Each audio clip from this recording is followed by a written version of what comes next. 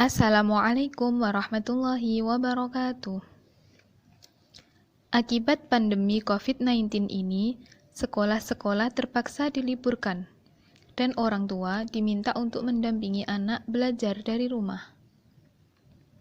Walaupun sekolah diliburkan, bukan berarti anak bebas tugas.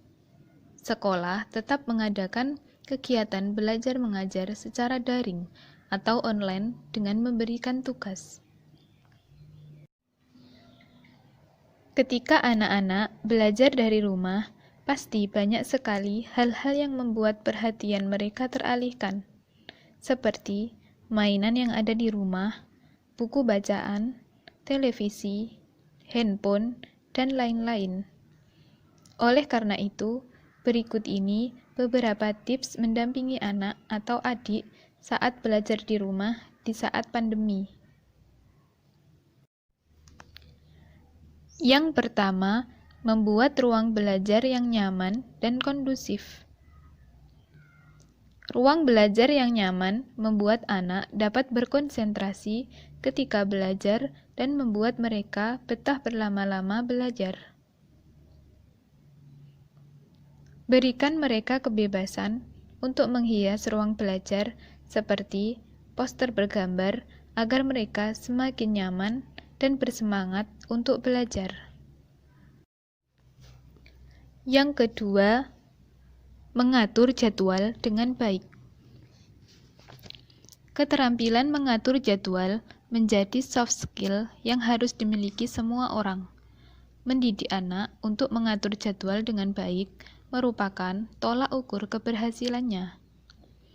Sebagai orang tua, sangat penting melatih anak untuk mengatur jadwal atau waktu sejak dini agar anak menjadi terbiasa. Yang ketiga, mengetahui gaya belajar anak. Ketika belajar, masing-masing anak mempunyai gaya yang berbeda-beda. Gaya belajar ada 3, yaitu auditori, visual, dan kinestetik. Sebagai orang tua, kita bisa membantu anak dengan membacakan materi pelajaran karena terkadang anak lebih mudah mengingat materi. Yang keempat, memberikan contoh yang baik. Cara yang baik untuk membangun kemampuan belajar adalah dengan memberi contoh yang baik untuk anak-anak. Saat anak sedang belajar, kita bisa duduk di dekatnya sambil membacakan materinya. Ketika anak mengalami kesulitan, izinkanlah mereka untuk bertanya. Yang kelima, meminimalisirkan adanya gangguan.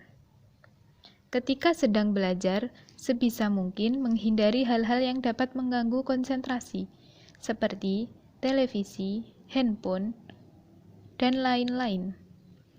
Meminimalisirkan adanya gangguan ini juga berlaku untuk orang tua, agar anak dapat nyaman saat belajar, kecuali ketika ada hal-hal yang penting. Yang keenam, menggunakan media pembelajaran. Media untuk belajar ini penting agar anak tidak cepat bosan dalam belajar. Selain itu, media pembelajaran ini membuat anak lebih paham dengan materi. Itulah beberapa tips mendampingi anak belajar di rumah saat pandemi. Semoga bermanfaat. Walaupun belajar dari rumah, tetap semangat dan jangan pantang menyerah. Mau dapat tips-tips bisnis dan kisah inspiratif dari mentor saya? Jangan lupa untuk subscribe channel Dewa Eka Prayoga.